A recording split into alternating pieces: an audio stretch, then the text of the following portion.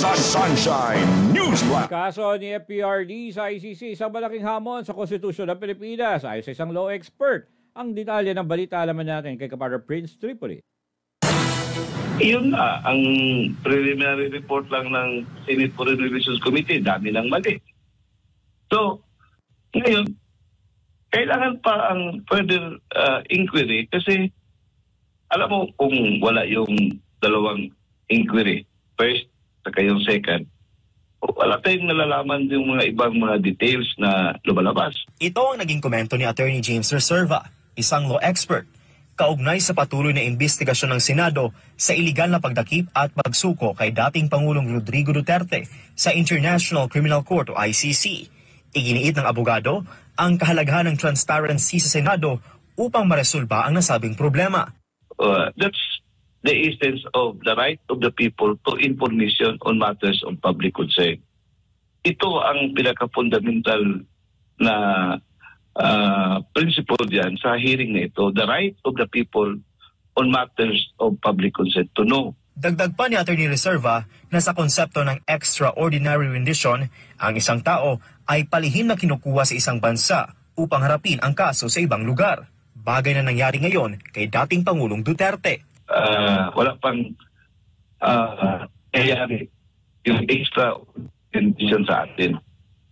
I remember yung isang congressman na naipalabas by way of yung extradition treaty between the US, yung si former Congressman Mark Jimenez. Dumaan talaga yun sa proseso.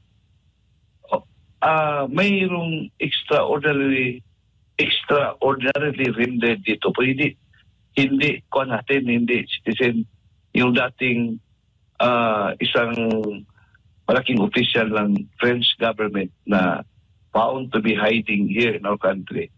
He was extracted parang secretly para to face trial in France.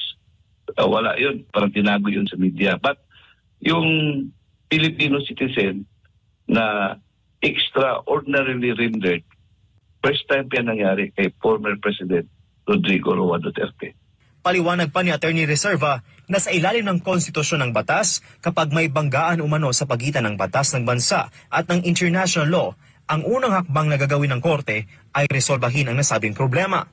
Inamin naman ito na gigil siyang malaman kung paano ito didesisyonan ng Korte Suprema.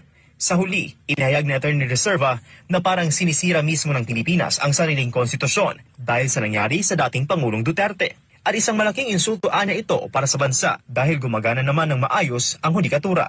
Ako si Prince Tripoli, ang inyong citizen correspondent para sa Diyos at sa Pilipinas nating mahal.